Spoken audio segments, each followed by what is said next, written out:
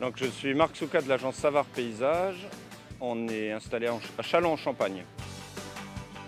On est à Péconcourt, au milieu de deux cités ouvrières. Ici, on a la cité Lemay et de l'autre côté, la cité Jardin. Ce sont deux cités qui ont des histoires différentes. Notre attitude de projet est de prendre les éléments forts de chaque territoire sur lesquels on intervient. Ici, en l'occurrence, ce sont ces deux cités minières. Et entre ces deux cités minières, il y a ce grand espace central que l'on voit tout autour de nous, qui a longtemps été complètement nu. Donc il va permettre, au travers de ces aménagements, de relier les deux cités.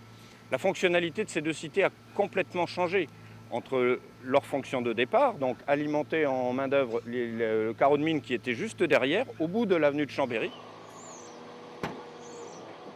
Il reste des gens qui vivent différemment et c'est pour eux qu'on intervient. On finit un petit peu la copie qui n'a pas été complètement aboutie lors de la création de ces cités. À partir du moment où ça a été classé patrimoine mondial de l'UNESCO, il y a 5 cités pilotes qui ont été choisies par la mission bassin minier, dont celle-ci. On nous fait souvent remarquer qu'on est la première cité à être en travaux, donc il y a un côté d'exemplarité. On n'aborde plus maintenant, dans ce cadre des cités pilotes de l'UNESCO et puis de l'aménagement en général, l'espace qu'on a abordé à la création de ces cités, redonner une autre couleur à ces cités, une autre image, montrer qu'elles évoluent au même rythme que la société. Voilà, je pense que derrière ça, déjà, il y a beaucoup d'enjeux. On sent un dynamisme et une prise en compte d'espaces qui n'étaient pas lieu de réflexion.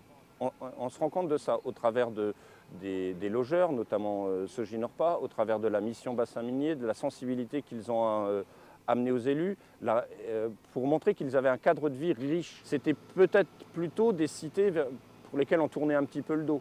Et maintenant, on en fait un élément moteur de l'image de cette région. Je pense que ça, c'est vraiment important. Plutôt que leur tourner le dos, on rentre dedans et on leur sourit, on essaye de les améliorer. Je pense que ça, c'est vraiment riche comme démarche.